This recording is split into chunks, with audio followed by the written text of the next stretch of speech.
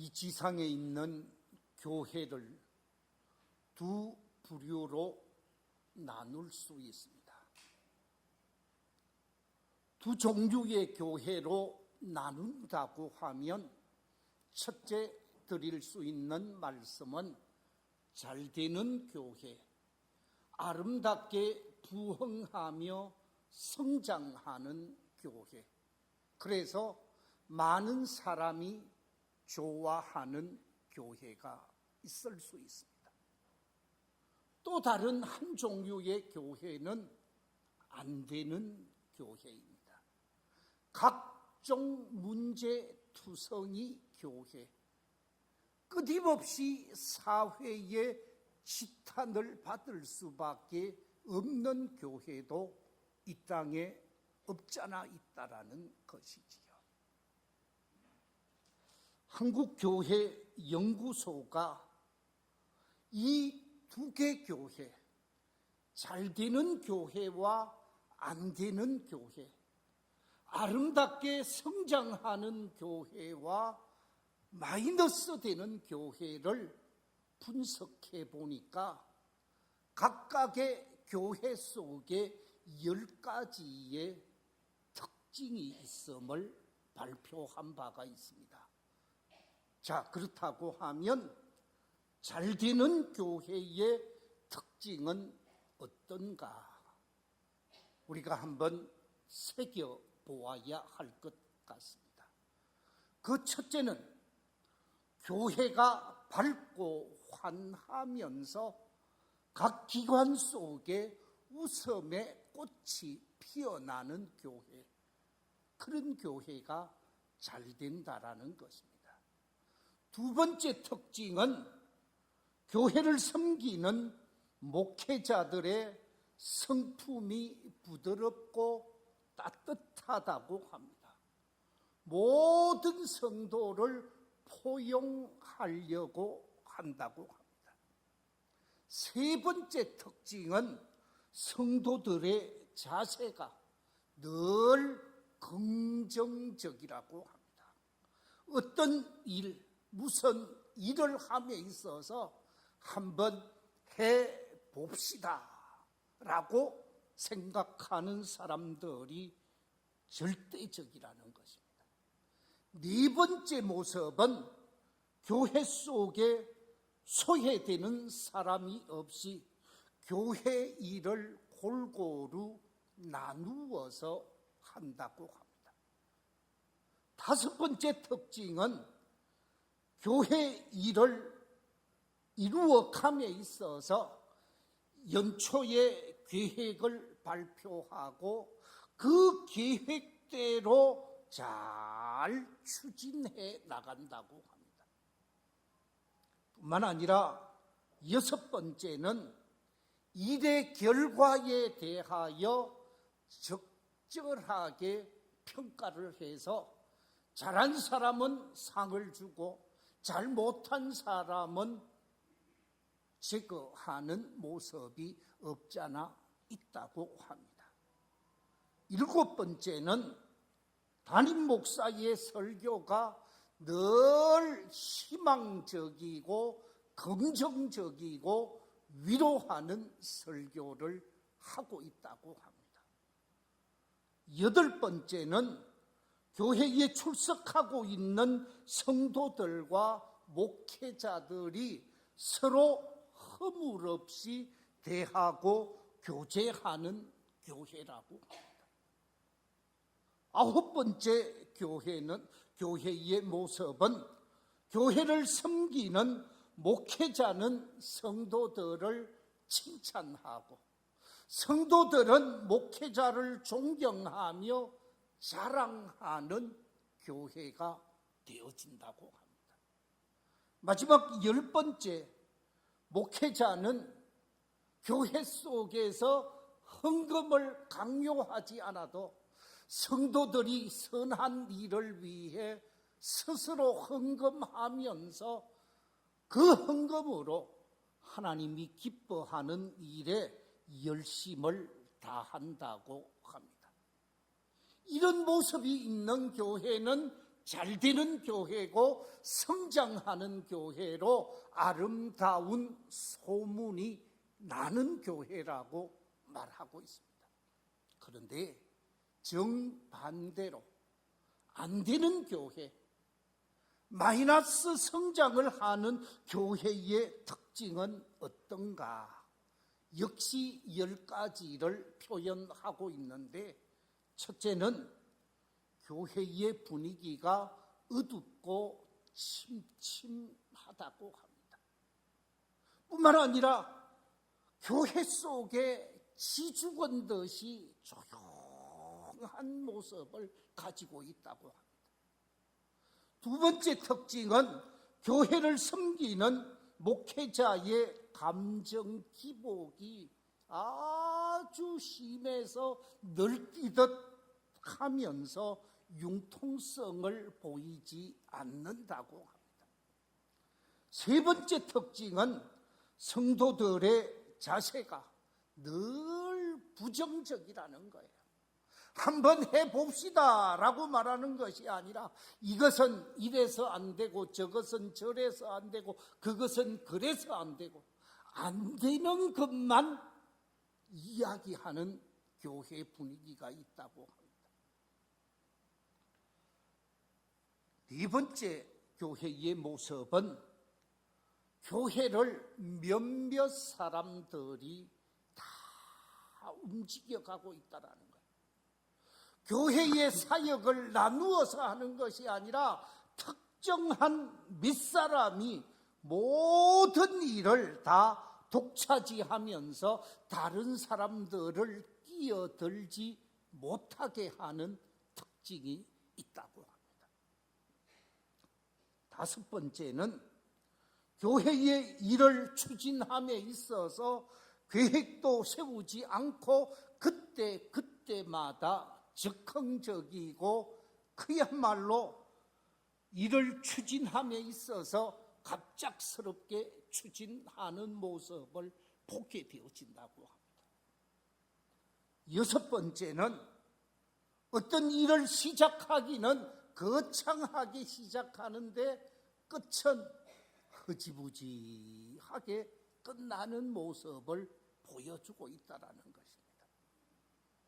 일곱 번째는 담임 목사의 설교가 죄를 지적하고 지옥 설교를 많이 하는 경향이 있다고 말하고 있었습니다.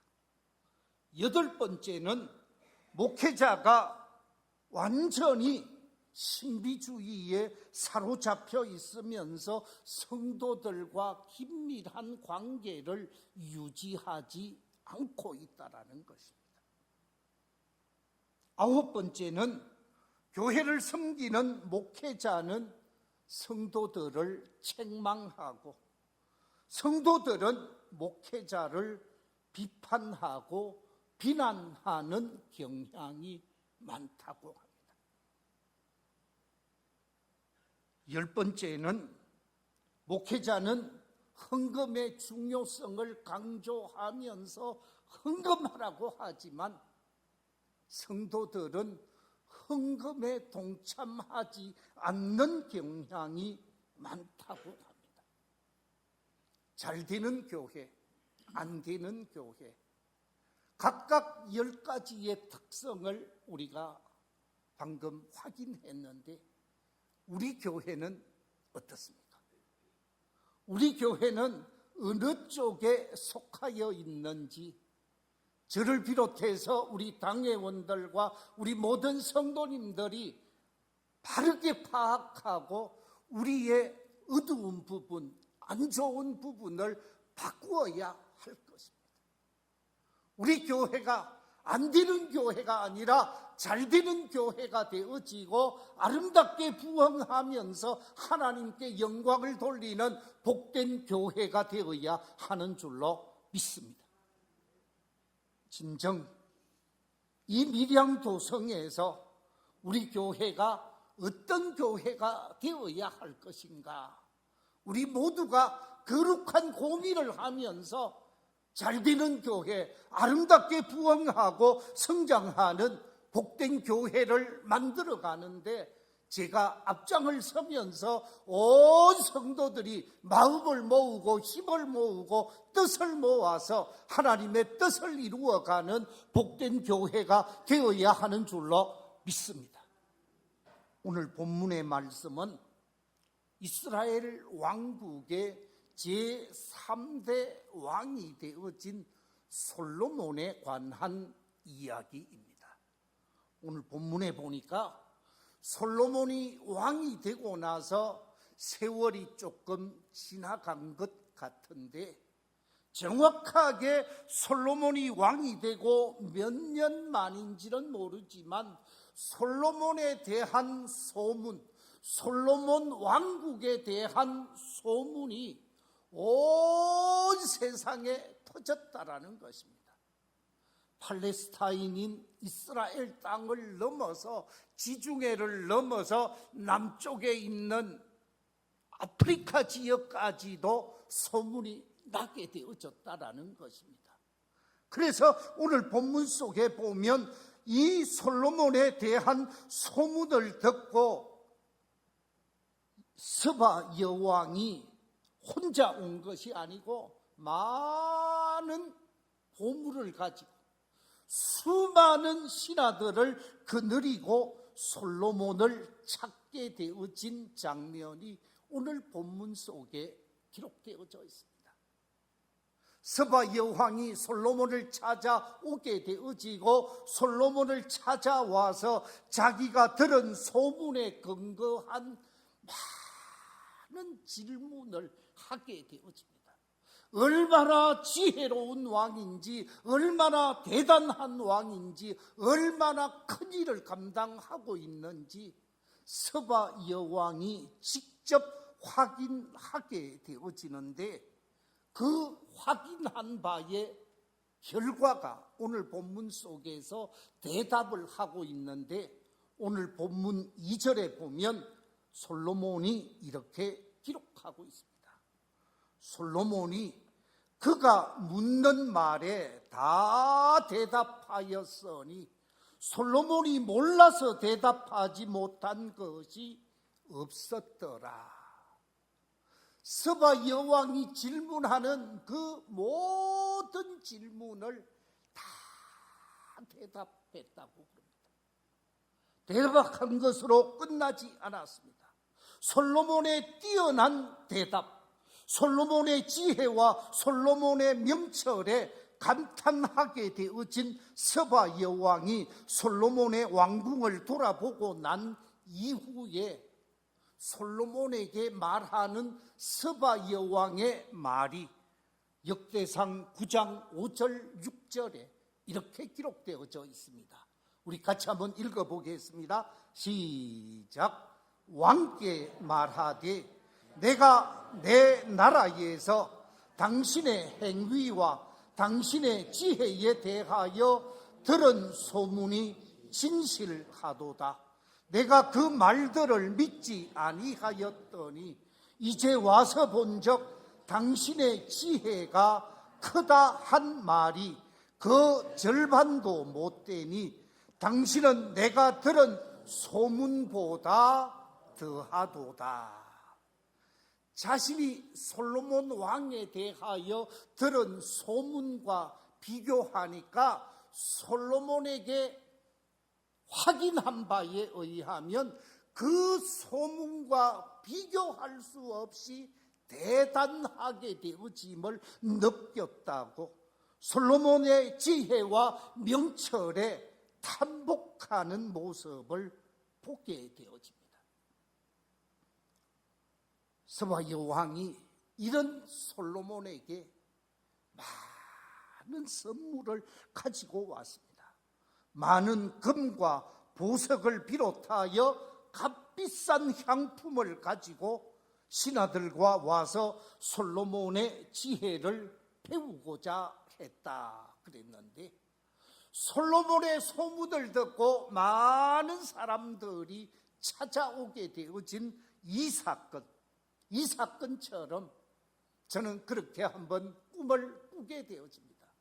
우리 교회가 이 밀양도성에서 가장 아름다운 교회로, 가장 은혜로운 교회로, 가장 행복한 교회로, 이 교회에 찾아오는 모든 성도들이 행복해지고 기뻐지고 잘되게 되어지고 문제가 해결되어지면서 축복의 통로가 되어지는 우리 교회가 되기를 소망하면서 이 자리에 계신 모든 성도들이 그 소문의 주체가 되시기를 주의 이름으로 축원합니다.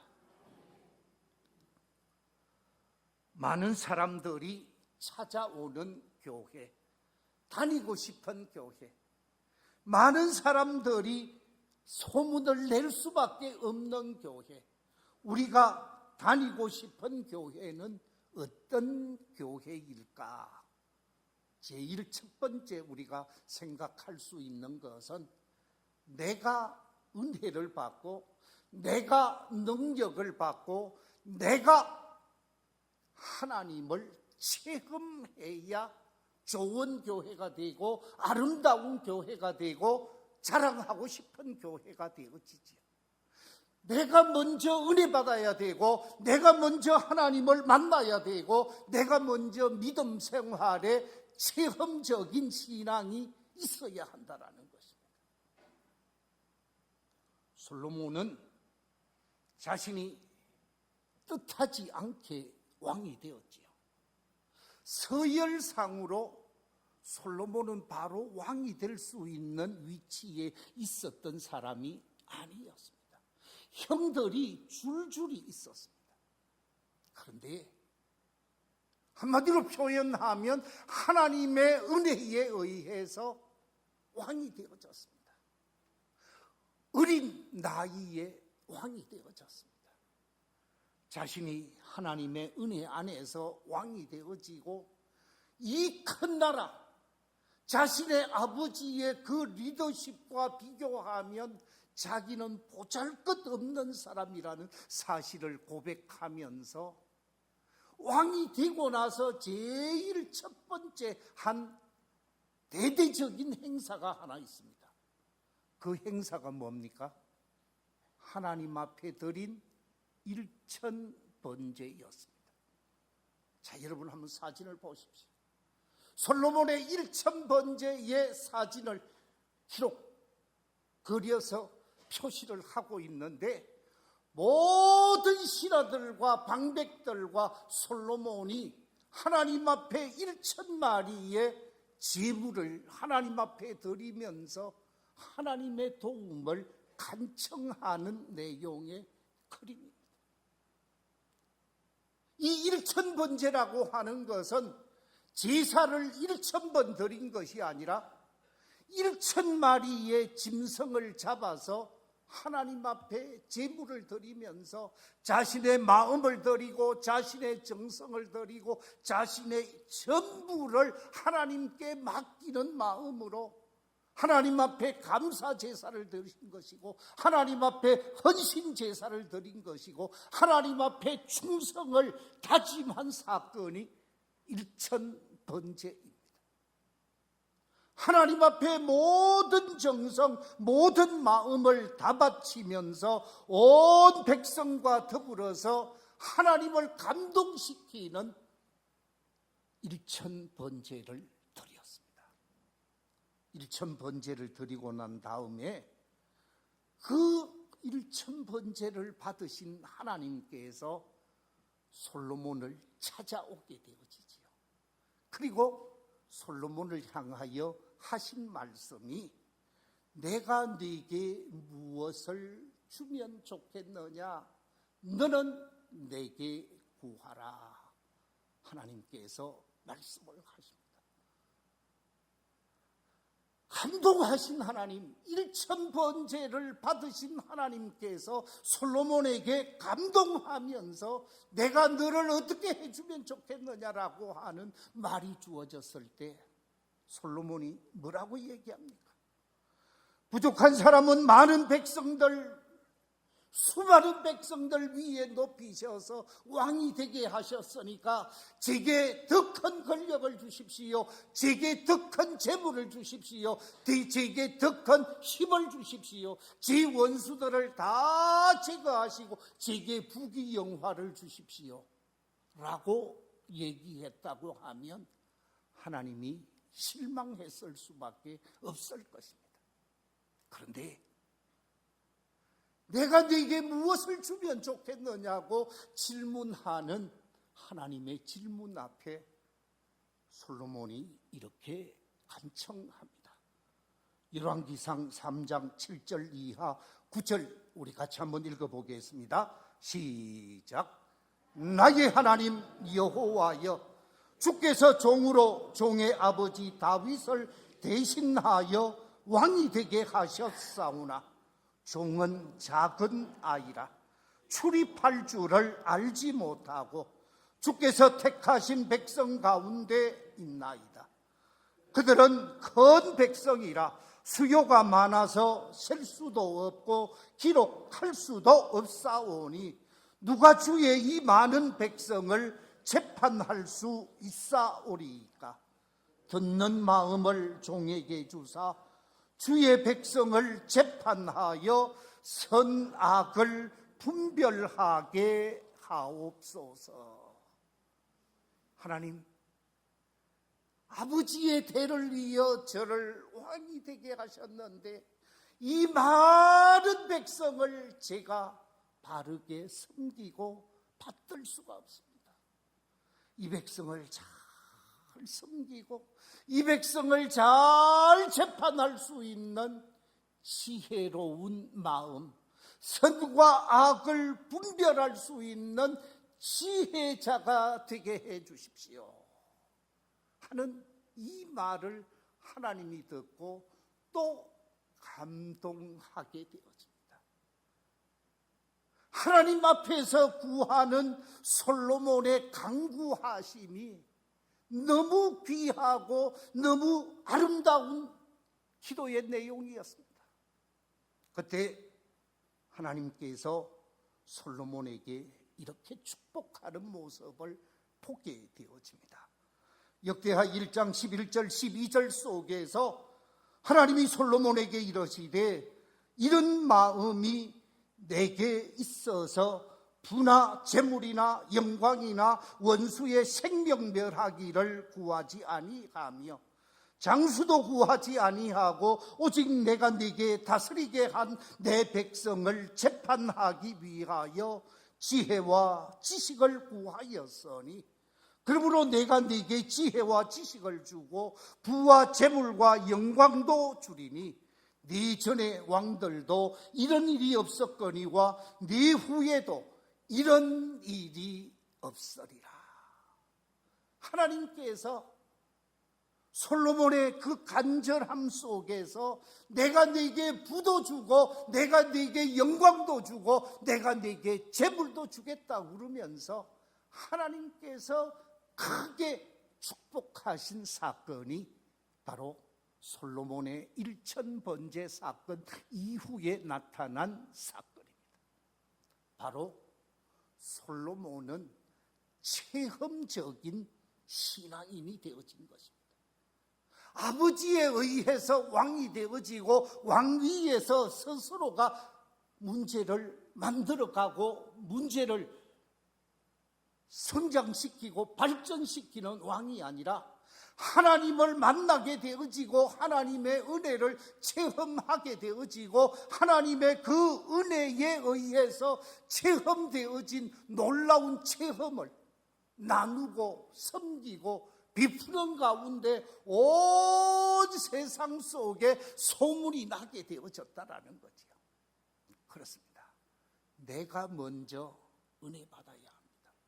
내가 먼저 체험적인 신앙인이 되어져야 합니다. 내가 먼저 하나님을 경험해야 한다라는 거죠. 모태신앙으로서 그냥 내려오는 신앙이 아니라 내 아버지 내 어머니와 다른 체험적인 신앙이 되어지고 경험적인 신앙이 되어질 때에 그 체험과 경험은 놀라운 역사가 나타나게 되어진다는 말씀입니다. 예수님의 제자인 사도 베드로는 예수님이 십자가에 못 박혀 죽게 되어지기까지 예수님 앞에 철저한 신앙 고백을 하고 충성된 제자가 되겠노라고 다짐한 사람이 시몬 베드로였습니다.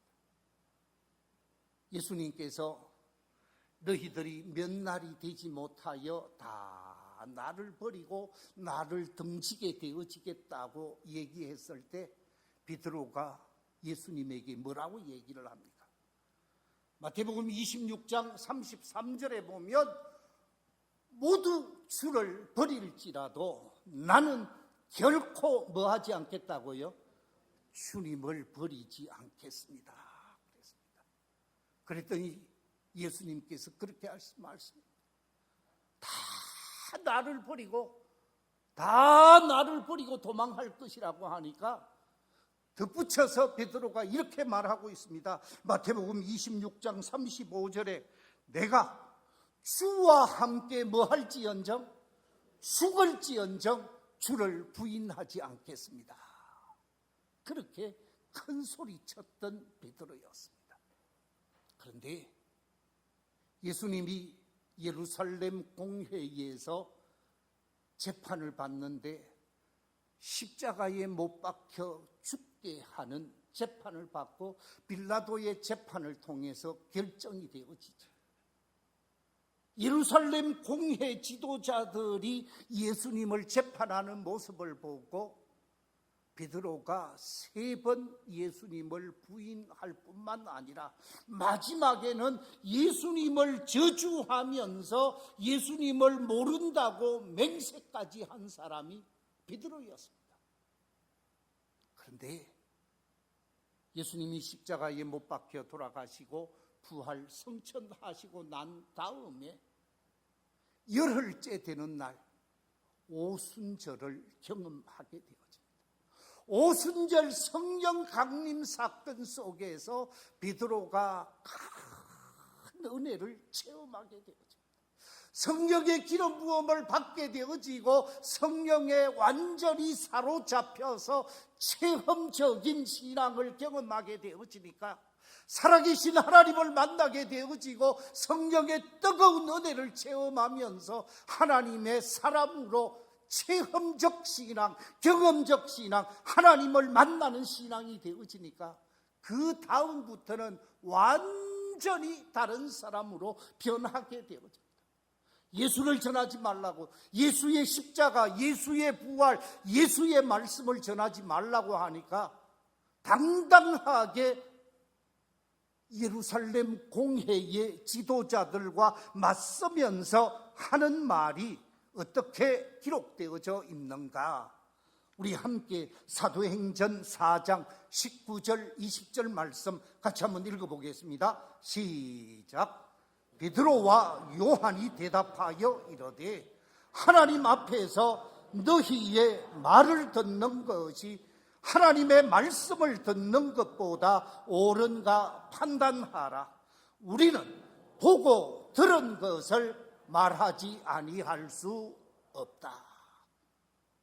체험적인 신앙, 경험적인 신앙, 내가 보고 내가 확인한 신앙은 모든 사람에게 알릴 수 있고 모든 사람에게 전할 수 있는 것이죠.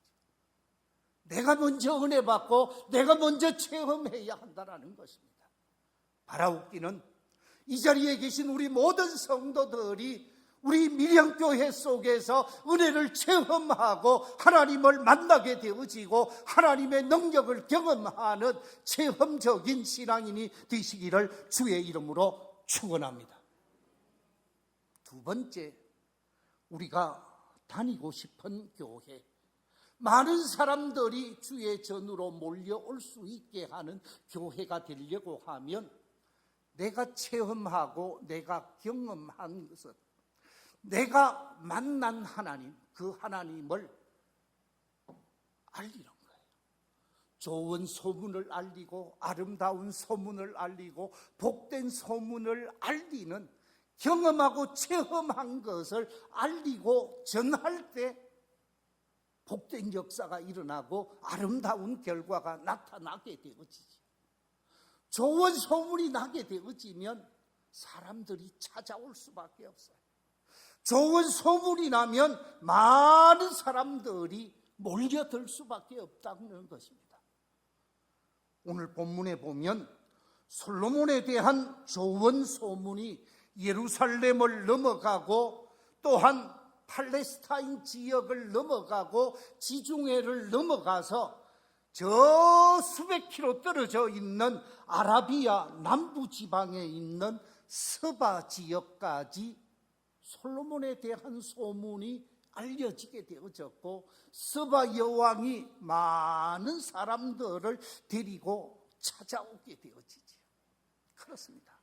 어떤 특별한 것, 그것에 대한 소문을 듣게 되어지면 사람들은 관심을 기울일 수밖에 없습니다. 여기서 재미있는 그림을 하나 보여드리겠습니다. 저 그림은 동물의 왕 사자입니다. 사자가 지금 뭔가를 들고 있습니다. 제가 저게 뭔가 싶어서 자세히 살펴봤는데 아마 맛있는 포도주인 것 같습니다. 사자가 포도주를 들고 관심을 기울이고 향을 맡으며 주의 집중하고 있습니다. 아무리 사자 같은 사람이고 무서운 사람이고 사나운 사람이라 할지라도 향기 있는 포도주에게 관심을 기울일 수밖에 없어요. 향기 있는 것에 관심을 기울일 수밖에 없습니다. 그렇습니다.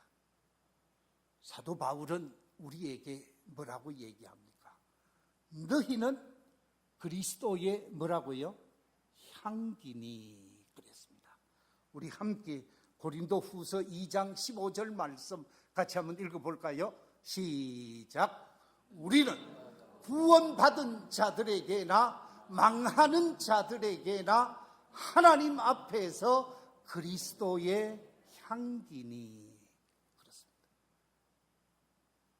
구원받은 사람, 교회 안에 있는 사람을 두고 하는 말입니다. 망하는 사람, 교회 밖에 있는 사람을 두고 하는 말입니다. 교회 안에 들어와서 구원받은 성도들에게도 우리는 향기가 되어져야 하고, 교회 밖에 있는 세상 사람에게도 향기가 되어져야 한다는 것입니다. 우리의 아름다운 향기가 세상에 전해지고 온 세상에 나타나게 되어질 때, 방금 봤던 코믹한 그림처럼 사자 같은 사람, 맹수 같은 사람도 향기로운 포도주에 관심을 기울이듯 향기 있는 교회에 관심을 기울일 수밖에 없다라는 것이지요. 그렇습니다. 우리가 좋아하는 것, 우리가 귀하게 하는 것, 여기는 것은 세상 사람도 좋아할 수밖에 없고 귀하게 여길 수밖에 없는 것이지요. 제가 밀양도서관에서 책을 보다가 보니까 행복의 안내장이라는 글을 만났습니다. 행복의 안내장이라는 글의 내용이 이렇습니다. 첫째, 부드러운 미소, 늘 웃는 얼굴을 간직하십시오. 미소는 우리 모두를 고무시키는 힘이 있습니다. 둘째, 칭찬하는 대화. 매일 2번 이상 칭찬해 보십시오.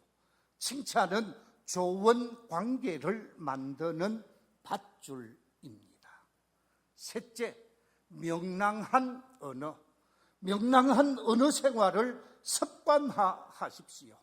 내가 사용하는 명랑한 언어는 상대방을 아주 기쁘게 해 줍니다. 넷째, 성실한 직무. 열심과 최선을 다하여 일하십시오. 당신의 성실한 직무는 당신을 다른 사람들로부터 신뢰하게 만들 것입니다. 다섯째, 즐거운 노래. 조용히 흥겹게 마음으로 노래하십시오. 마음으로 노래하는 노래는 사랑을 깨닫게 합니다. 여섯째, 아이디어 기록. 떠오르는 생각들을 그때그때 기록하십시오. 그 아이디어가 당신을 풍요로운 사람으로 만들 것입니다. 일곱째, 감사하는 마음. 불평 대신 늘 감사를 말하십시오. 그때 비로소 당신은 행복한 사람임을 깨닫게 됩니다. 7가지가 나를 행복하게 하는 행복의 안내장이라 말하고 있습니다. 그렇습니다. 우리 그리스도인들은 행복해야 합니다. 예수를 만남으로 행복하고 하나님의 은혜를 체험함으로 행복하고 믿음 생활을 함으로 행복하고 예배 생활을 함으로 행복할 수밖에 없죠. 그 행복함이 삶으로 나타나서 행복의 안내장으로 삶을 살게 되어지면 나도 저 사람이 다니는 교회, 나도 저 사람이 믿는 하나님, 나도 믿어야 되겠다 말할 수 있게 되지 않겠습니까? 저와 여러분이 행복의 안내장이 되시기를 주의 이름으로 축원합니다. 말씀을 맺겠습니다. 우리 밀양교회가 어떤 교회가 되어야 할까? 오늘 설교 제목처럼 좋은 소문을 내는 교회가 되어야 합니다.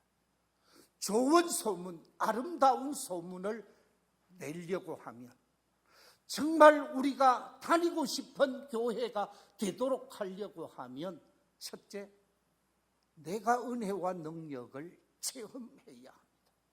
두 번째, 내가 받은 은혜와 그 믿음의 감동을 좋은 소문으로, 아름다운 소문으로, 체험적인 소문으로 다른 사람에게 알려야 합니다. 행복의 안내장이 되어질 때 우리는 비로소 행복 공동체를 이루어가며 좋은 교회로, 아름다운 교회로, 자랑스러운 교회로 우리 교회가 세워져 가게 되어질 것입니다. 이런 복된 교회, 많은 사람이 다니고 싶은 교회가 바로 우리 밀양교회가 되게 되어지는 놀라운 역사가 있기를 주의 이름으로 축원합니다.